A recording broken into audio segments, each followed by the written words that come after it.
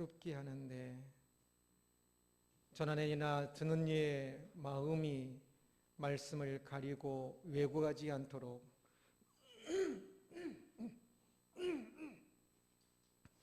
주여 우리를 다스려 주옵소서. 오직 우리를 살리며 오직 하나님 앞에 꿇어 엎드리게 하는 말씀을 들을 수 있도록 우리 모두를 주장하여 주옵소서. 하나님께서 우리를 사랑하사 이곳에 오셔서 우리를 사랑하사 그 부드러운 음성으로 따스한 음성으로 우리에게 말씀하심을 주여 우리 모두가 마음을 열고 들을 수 있도록 다스려 주옵소서. 예수 그리스도의 이름으로 기도드리옵나이다. 아멘. 승리하고 있으신지요? 승리. 보통 세상 사람들의 이야기로 승리를 많이 하는데 이 승리란 사실 신앙인의 이야기이어야만 할 것입니다. 주 100여 년 전경에 요한이 요한계시록을 보내고 있는 이 소아시아 지역에서는 무엇보다 승리가 그들의 주요 화제였습니다.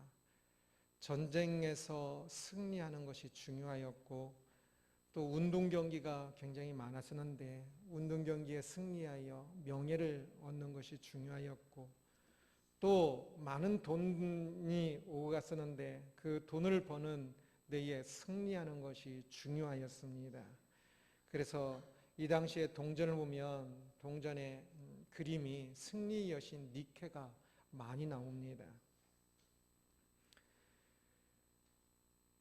그렇게 승리를 위해서 싸우고 다투는 그 세상 한가운데에서 요한은 이 신앙인에게 편지를 쓰고 있는데 예수님께서 요한을 통하여 편지를 쓰게 하시고 계시는데 그 교회들에게 예수님께서는 또한 그들도 승리해야 함을 이야기합니다. 요한계시록은 서머나 교회에도 보내졌지요. 소아시아 7교회가 수신인으로 되어 있습니다. 서머나는 당시 에베소에 버금갈 정도로 크고 매우 아름다운 항구 도시였습니다. 에베소가 로마 제국 전체에서 네 번째로 큰 도시였습니다. 로마, 그 다음에 알렉산드리아, 고린도 이 세 도시 다음에 큰 도시가 에베소였습니다. 그래서 이 소아시아 지역에서 가장 큰 도시였는데 이 에베소와 버금갈 정도로 큰 도시가 바로 이 서머나 도시입니다. 무역업이 굉장히 발달돼 있었고 또 세공업, 또 아마 직물 가공, 또 은행, 또 이 도시는 좀 더 특별하게 의학 학교가, 의술 학교가 또 굉장히 발달돼 있었는데 이러한 것들로 도시는 매우 부유함을 누리고 있었습니다. 반면에 그 가운데 가난한 이들이 있었는데요. 9절을 보면 내가 내 환난과 궁핍을 알거니와 실상은 내가 부유한 자니라 말씀합니다. 예수님께서 이 부유한 도시 서마 교회에 편지를 보내고 있는데 그들이 예수님께서 말씀하시기를 내가 너의 환난과 궁핍을 너의 가난함을 안다라고 말씀하고 계십니다. 곧 서머나 도시 안에 기독교인들은 가난하였습니다. 그들이 왜 가난하였을까요? 가난한 사람들이 교회로 모인 것일까요? 아니면 교회에 왔기 때문에 가난해졌을까요? 후자입니다. 그들은 교회에 왔기 때문에, 교회에 다니기 때문에 가난해졌습니다. 그들이 교회에 다니는 것 때문에 그들은 이 도시에서 중요한 공무의 직책을 얻을 수가 없었고 또한 경제적인 도시가 베푸는 그러한 경제적인 유익을 얻을 수가 없었습니다. 오늘날에도 그 회사가 은행에 돈을 빌리지 않고 은행의 도움 없이 처음 회사가 자랄 수가 굉장히 힘든 것처럼 이 당시에도 많이 그러했는데요. 그런데 교회에 다니면 그 사람들 이 도시에 가장 자주 일어나는 일이 축제였는데, 축제를 통해서 모든 인맥 관리와 모든 그 것들이 형성되었는데, 이 축제는 모두 우상 숭배와 연결되어 있었습니다. 수많은 신들, 헬라 신이 또 로마에 가서 이름이 바뀌고 조금 변모되어서 다른 신들로 되어 있고 그랬는데, 그 헬라 신, 로마 신, 또 거기에다가 그 지역의 신, 게다가 황제의 신까지, 황제도 신으로 또 해서 신전을 만들고 또 그마다 축제를 했는데, 그 모든 축제에서 모든 또 장사가 이루어졌거든요. 거래가. 그래서 그 축제에 참석하면 우리가 옛날에 뭐 이렇게 그 건물 짓기 전에 이렇게 할 때 가서 뭐 절하고 막 그랬던 것처럼 조금 더 심하게 그런 우상 숭배를 했어야 했기 때문에 그것에 참석하지 않음으로 인하여서, 않으니까 이 서머나 도시 사람들이 생각하기에 이 기독교인들은 못 쓸 사람처럼 보이거든요. 우리들이 그동안 이렇게 모셔왔던 이 중요한 신들을 믿지 않고 자기 신만 믿는다고 하니까, 이 신들도 믿고 뭐 자기들이 믿으려면 하나님도 믿고 그러면 되지, 왜 자기들 신만 믿느냐라고 생각하면서 그들을 왕따를 시켰습니다. 그래서 서머나 교회 교인들은 가난해졌습니다. 그들은 믿음을 위하여서 가난을 선택했던 사람들이지요. 예수님은 바로 그들에게 다시 말씀하십니다. 내가 너의 환난과 궁핍을 알거니와 실상은 내가 부유한 자니라. 너희들이 가난한 줄 내가 알지만, 그러나 다시 너희들이 기억해야 할 것은 너희들이 부유한 자다, 부자이다 라는 사실을 예수님께서 말씀하시고 계시고, 이 서머나 교인들은 그것을 명심해야만 했습니다. 어떤 면에서 부자일까요? 영적인 면에서뿐만 아니라 물질적인 것까지 모든 면에서 부유한 자, 부자입니다. 만약 어떤 사람이 통장을 100억이 든 통장을 가지고 있는데 5년 후 찾을 수 있는 통장이에요. 그래서 지금 5년까지는 그 통장에 돈을 못 찾으니까 조금 그 100억의 그 이익 가지고 이렇게 뭘 살 수 있는 것을 못 사겠지요. 그러면 그 사람을 사람들이 부자라고 합니까? 가난한 사람이라고 말합니까? 지금 당장 현금은 없지만 통장에 100억을 가지고 있다면 그 사람은 분명히 부자일 것입니다. 이 서머나 교인들이 지금 당장은 돈이 없지만 그들은 분명히 주님 이 땅의 삶을 마치고 또 주님 오실 때에 그들은 물질에 있어서 어떤 누구보다도 부자가 될 것입니다. 그러기에 그들은 물질적으로도 부자입니다. 그들이 믿음이 중요한 것을 알기에 믿음 때문에 스스로 가난한 것을 선택한 사람들입니다. 그러나 예수님께서 말씀하시기를 너희들이 스스로 가난을 선택했는데 잘했는데, 그러나 또한 너희들이 실제로는 부자인 것을 알아야 한다라고 말씀하고 계십니다. 그것이 중요한 줄 알기 때문에, 믿음이 중요한 줄 알기 때문에 스스로 가난하게 된 사람들이지요.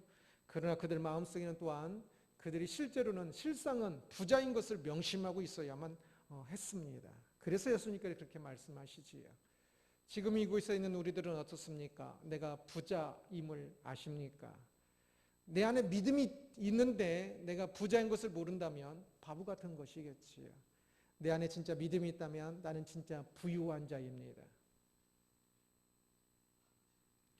예수님께서 이 서머나 교인들에게 너희가 지금 가난하지만 그러나 실상은 내가 부유한 자니라 라고 말씀하시는 것은, 그것을 이제 마음에 잘 새기고 명심해야 한다라고 말씀하시는 것이겠지요.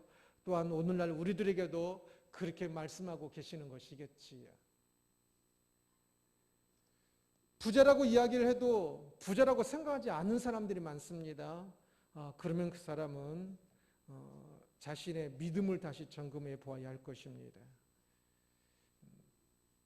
진짜 믿음이 있다면 진짜 부유한 자임을 마음으로, 지식으로, 온 모든 것으로 그렇게 생각하고 기뻐할 수 있어야 할 것입니다. 그 세상에서 위치와 하나님 나라에서의 그 위치를 잠시 생각해 보았는데요. 세상에서 가난한 사람, 그러나 하나님 나라에서, 그리고 하나님 나라에서도 가난한 사람. 둘째, 세상 나라에서는 가난하나 하나님 나라에서는 부유한 사람. 셋째, 세상 나라에서는 부유하지만 하나님 나라에서는 가난한 사람. 넷째, 세상 나라에서도 부유하고 하나님 나라에서도 부유한 사람. 서머나 사람들은 지금 여기서 2번이라고 했지요. 세상 나라에서는 가난하고 하나님 나라에서는 부유한 사람입니다. 보통 사람들, 일반적으로 사람들은 주로 어디에 속할까요? 퍼센트로 생각한다면 많은 퍼센트 사람들은 1, 2, 3, 4번 중에 어디에 해당할까요? 아마 80% 아니 훨씬 더 그 많은 퍼센트의 사람들이 이 1번에 해당할 것입니다. 세상에서도 가난하고 하나님 나라에서도 가난한 사람. 세상에서 이룬 것이 없을 뿐만 아니라 하나님 나라에서도 이룬 것이 없어서 이 세상에서도 찌들어 있고 짓눌려 있을 뿐만 아니라 하나님 나라를 생각해도 기쁨이 없고 짓눌려 있는 사람. 하나님 나라, 이 세상 나라에서의 가난한 것은 괜찮을 수 있습니다. 지금 서머나 교인들도 가난하지 않습니까? 그런데 하나님 나라에서 가난하다면 그것은 진짜 불행이요 비극입니다. 왜 기분이 좀 안 좋습니까? 왜 지금 좀 짓눌려 있습니까? 왜 우울합니까? 많은 사람들이 세상 나라에서 가난할 때 그러합니다. 그러나 진짜 마음이 아프고 진짜 슬픈 일은 하나님 나라에서 가난할 때입니다. 그래서 세상 나라에서 가난한 것도 억울한데 하나님 나라에서도 까지 가난하다면, 진짜 중요한 그 부분에 가난하다면 얼마나 불행한 것이겠습니까? 사람들이 가장 좋아하는 유형은 무엇일까요? 네 번째 유형일 것 같아요. 세상 나라에서도 부유하고 하나님 나라에서도 부유한 사람. 거짓 나라서로 생각하면 부자면서도 천국 가는 사람이겠지. 그런데 이거 좋습니다. 세상에서 부유하고 하나님 나라에서 부유한 거. 그런데 이것은 알아야 합니다. 이것이 사실은 가장 힘든 것이겠지요. 그리고 이것을 쫓아가다가 세상에서도 부유하고 하나님 나라에서 부유한 것을 쫓아가다가 1번이 되는 경우가 아주 많습니다. 보통 사람들이 다 실제로는 보통 사람들 다 보십시오. 신앙인이 교회 다니는 사람이라면 세상에서도 부유하고 하나님 나라에서도 부유하고 싶어 하겠지요. 그러다가 대부분이 세상에서도 가난하고 또한 하나님 나라에서도 가난한 1번이 되고 맙니다. 왜냐하면 이 세상에서도 부유하고 하나님 나라에서도 부유한 것이 굉장히 어려운 일이거든요. 물론 세상에서 승리한 훌륭한 신앙인이 있습니다. 그러나 그것은 매우 드뭅니다. 그리고 세상에서 부유한 것은 하나님 나라에서 부유한 것만큼 그리 중요한 것이 아닙니다. 그런데 세상에서 부유하기 위해서 너무 많은 수고를 하면서 하나님 나라에서의 부유함을 많이 잊어버리면서 결국은 세상에서도 가난하고 하나님 나라에서도 가난한 사람이 되어버리는 것이지요. 그리고 세상 나라와 하나님 나라가 때로는 기름과 물처럼 화합할 수 없는 부분도 있습니다. 그런데 그 부분까지도 화합하려고 거짓을 행하고 결국은 세상 나라에 굴종하는 경우를 봅니다. 그러기에 세상에서도 부유하고 하나님 나라에서도 부유하기를 원한다면 원칙이 있어야 합니다. 하나님 나라에서 부유한 것이 훨씬 더 중요한 것이고 바로 그것을 위해서 세상의 나라에서도 부유하기를 원하는 것입니다. 또한 이 세상에서는 부유하지만 하나님 나라에서는 가난한 사람들도 있습니다. 그들은 매우 열심히 살았다고 생각합니다. 세상에서 부유하니까 인정을 받지요. 이것은 목회자도 여기에 속할 수가 있습니다. 그러니 신앙이들도 마땅히 그러겠지요. 세상에서 부유하면 사람들의 인정을 받고 어디를 가든지 막 높임을 받고 존경을 받고 그럽니다.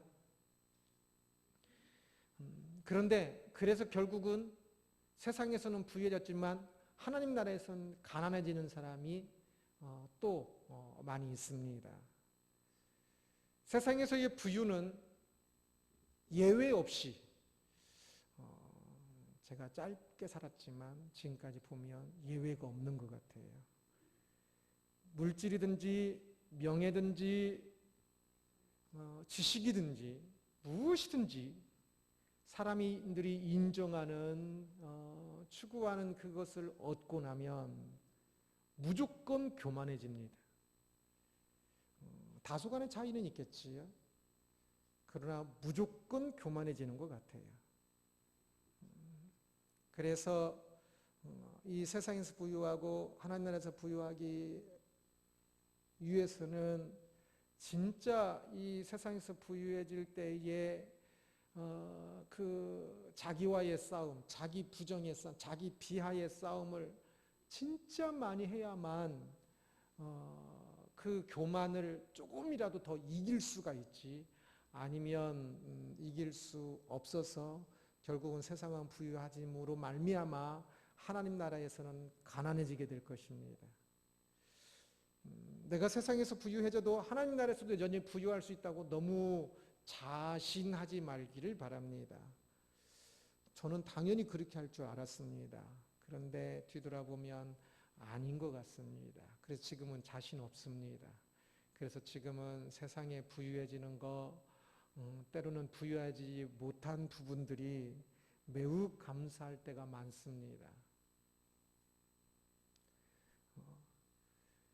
그러기에 이 세상에서 부유하다면 덩달아 그냥 그 하나님 나라에서 부유한 것으로 생각하지 말고 세상에서 남보다 조금이라도 뭔가를 더 가진 것이 있다면 그 부분에 있어서 철저히 겸손해야 하고 철저히 진짜 뼈를 깎는 아픔, 밥을 못 먹어서 그 아픈 그 고통보다 너무 많아서 그것을 가지고 교만할까봐 자기와의 싸우는 그 고통이 더 커야 합니다. 그러할 때만이 세상에서 부유하고도 하나님 나라에서 부유할 수 있지. 그렇지 않으면 세상에서 부유한 것 때문에 하나님 나라에서는 가난해지게 될 것입니다. 명심해야 합니다.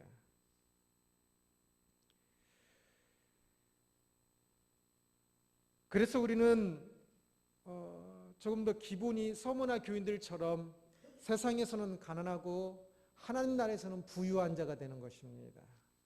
이것은 조금 더 우리가 이곳에 있는 모두가 할 수 있습니다. 세상에서 부유하게 되는 것은 경쟁 속에서 몇 분의 몇 안에 들어가야 되는 거지만 하나님 나라에서 부유한 것은 상대평가로서 5분의 1, 10분의 1이 아니라 누구든지 하나님을 갈망하며 말씀과 기도 거룩하게 되기를 소원하는 사람은 누구든지 이루어갈 수 있는 것이어서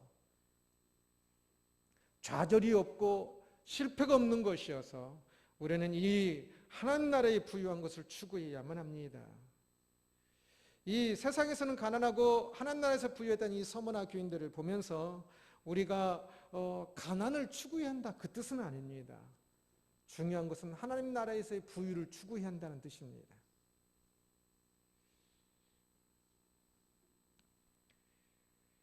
지금 오늘날 우리들도 마찬가지입니다. 오늘날에는 믿는 것 때문에 서머나 교인들처럼 가난해지지는 않을 것입니다. 그러나 이 믿음은 많은 믿음 때문에 가난해질 수 있는 소지는 많습니다. 어제 어떤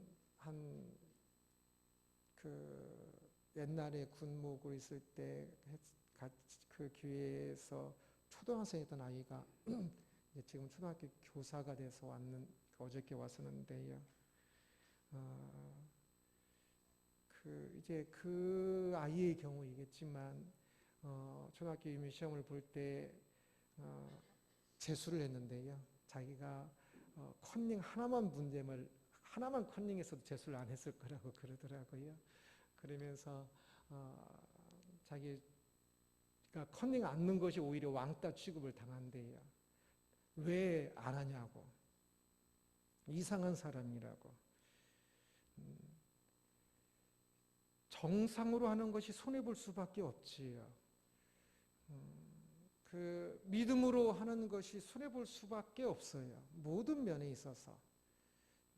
그 서머나 이 도시만큼은 아니라 할지라도 오늘날에도 신앙인으로 산다는 것이 만약에 헌금하는 것도 마찬가지죠. 헌금하면 일단은 그만큼 줄어드는 것 아닙니까? 내 재산이, 돈이. 누군가를 섬기면 그만큼 무조건 줄어드는 것 아닙니까? 가난해질 소지가 많아요. 신앙인으로 산다는 것이. 그러나 그럼에도 불구하고 우리는 그 길을 가지요. 하나님 나라의 부유를 추구하기 때문에 그렇습니다. 그러면서 기억해야 할 것은 내가 지금 이 하나님 나라를 위하여서 나를 복종시키고 이웃을 사랑하는데 섬기고 내가 더 그만큼 섬김으로 가난해지고 하는 이것이 진짜 가난해지는 것이 아니라 실상은 부유해지는 것이라는 사실. 이웃에게 10,000원을 준 그것은 분명히 예수님 오실 때는 1,000,000원, 1억보다 훨씬 더 가치 있는 것이 될 것입니다. 그것은 분명합니다. 그러기에 그 가치를 생각하면 참 이 땅에서 자발적으로 가난해지는 그 길을 선택할 때에 그것이 그냥 가난으로만이 아니라 실제로 예수님께서 말씀하시는 것처럼 실상은 부유한 자니라라는 이 말씀을 명심해야 합니다. 둘째 이야기입니다. 버가모에서 큰 이 서머나와 오늘 본문은 서머나와 버가모 이야기인데요. 버가모도 에베소, 서머나, 버가모가 굉장히 비슷한 아주 큰 규모의 도시였습니다. 이때 당시에 고린도가 한 70만 됐는데 이 버가모도 10만이 넘었습니다. 이때 당시에 예루살렘이 10,000명 정도 됩니다. 그 큰 항상 나오는 예루살렘도요. 그래서 버가모도 굉장히 큰 도시라 할 수 있습니다. 버가모는 이 당시에 그 사법의 중심 도시였습니다.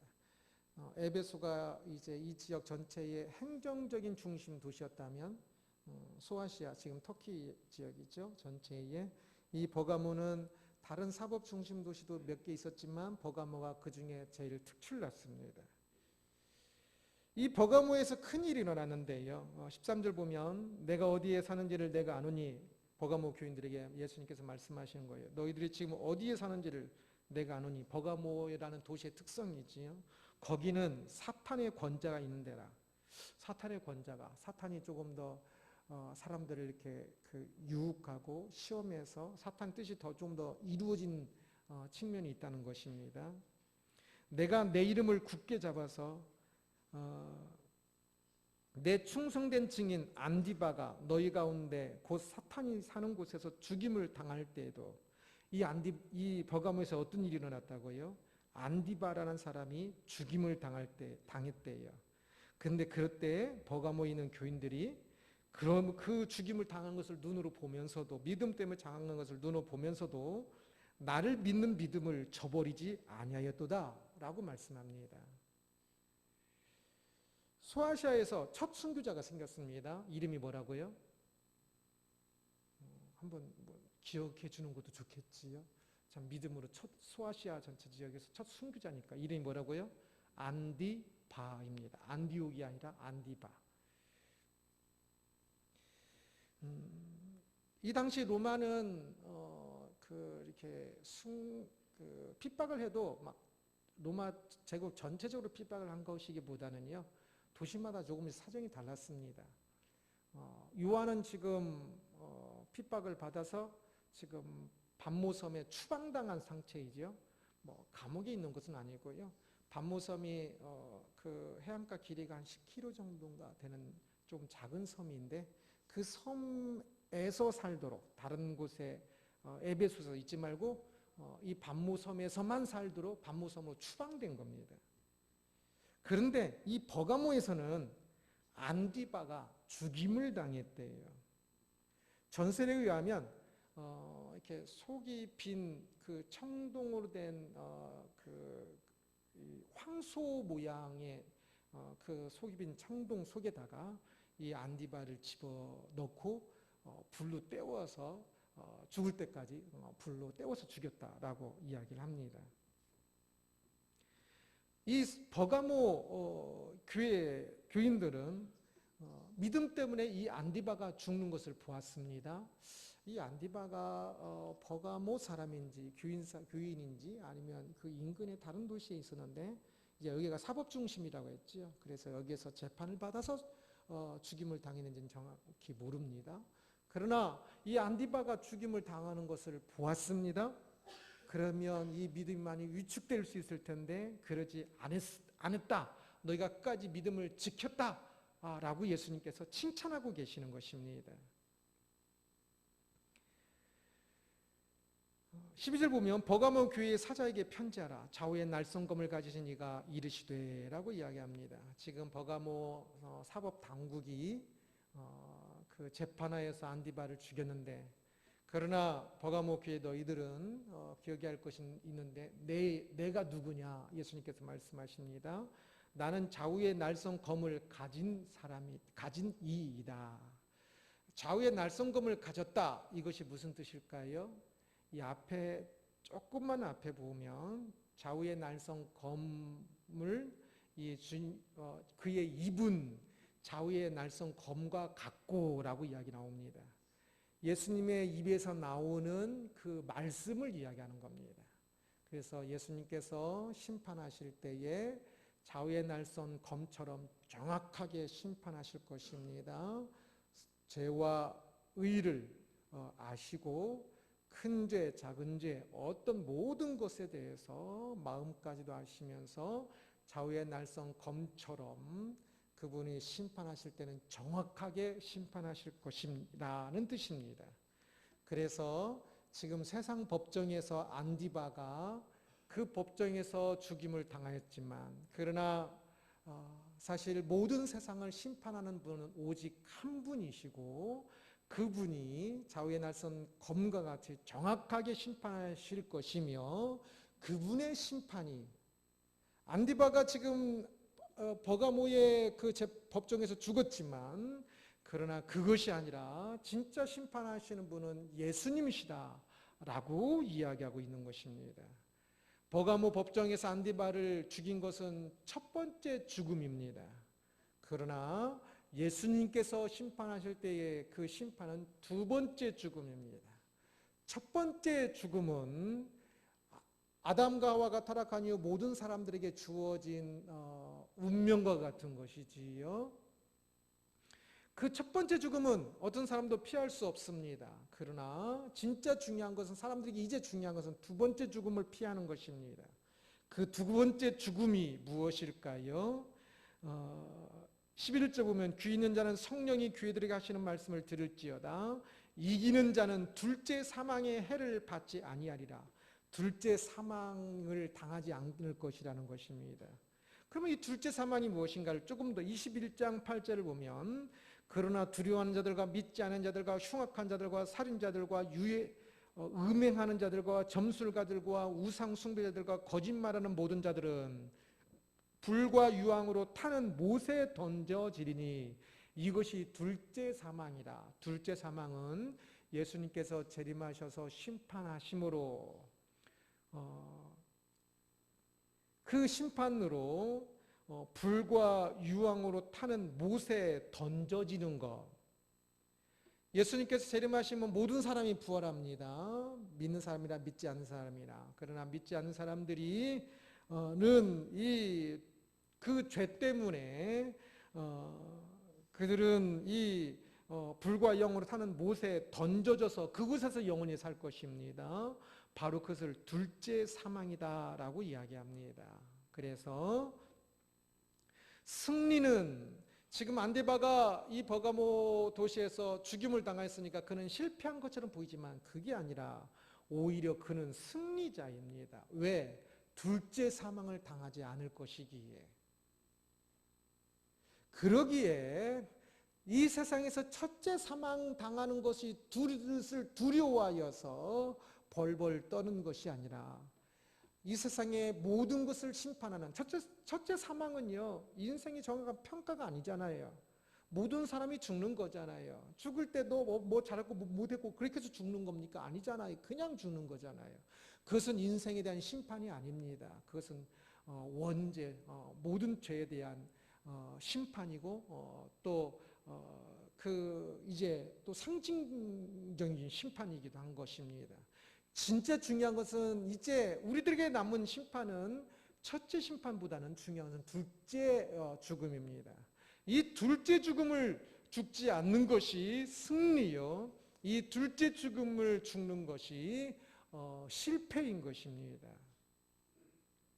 둘째 사망에 이르지 아니하고 천국에 이르는 사람을 승리자라고 이야기하는데, 그래서 17절 보면 귀 있는 자는 성령이 귀에 들게 하시는 말씀을 들을지어다. 이기는 그에게는, 승리하는 그에게는 내가 감추었던 만나를 주고 흰 돌을 줄 터인데 그 돌 위에 새 이름을 기록한 것이 있나니 받는 자 밖에는 그 이름을 알 사람이 없느니라 말씀합니다. 그에게 만나와 흰 돌을 주신다고 이야기합니다. 이기는 자에게, 승리한 자에게. 승리한 자에게 이 땅에서 뭐 돈이 많이 벌고 뭐 이렇게 했더니 이렇게 복 받아가지고 막 자녀가 막 더 잘 살고, 그게 아닙니다. 흰돌을 주시겠다 이야기하십니다. 흰돌은 이 당시에 투표할 때 찬성은 흰돌을 넣고 반대는 검정돌을 넣었습니다. 그래서 흰돌을 많이 받은 사람은 그것을 그 선거 때 이기는 것이겠죠. 그래서 흰돌은 이김을 상징합니다. 또 그 사람이 그 직책에 맞다, 직책을 감당할 수 있다라고 인정하는 것이니까 오름을 상징하기도 하고, 또 그래서 그것은 입장권을 상징하기도 합니다. 흰돌을 가졌다는 것은 곧 이 둘째 사망에 이르지 아니하고 천국에 입장할 수 있다는 것을 의미합니다. 그래서 승리는 바로 이 흰돌을 가진 것이지 세상의 다른 것들이 아닙니다. 8절 보면 서머나 교회의 사자에게 편지하라. 처음이며 마지막이요 죽었다가 살아나신 이가 이르시되 라고 말씀합니다. 요한계시록에서 처음이요, 예수님의 이름을 처음이요 마지막이라고 자주 하지요. 알파와 오메가, 헬라의 첫 글자인 알파와 마지막 글자인 오메가를 써서 예수님께서 이 땅에 우리의 모든 삶의 처음부터 끝까지 다 계획하셨고 또 다 주관하심을 이야기합니다. 그러면서 또한 오늘 본문에서는 처음이요 마지막이며 죽었다가 살아나신 이에 이르시되라고 이야기하면서 조금은 또 이런 의미도 포함되어 있을 것입니다. 처음은 예수님께서 온 세상을 처음 창조하신 것이요, 마지막은 이 세상의 마지막에 예수님께서 이 세상을 재창조하십니다. 재창조해서 막 다 없어지고 새로운 것이 다른 또 하나의 새로운 것이 오는 것이 아니라 모든 것이 새로워지는 재창조인데요. 그래서 예수님께서 이 세상을 창조하셨으나 사람들의 죄로 인하여 이 세상에 많은 죄와 아픔들이 들어왔지요.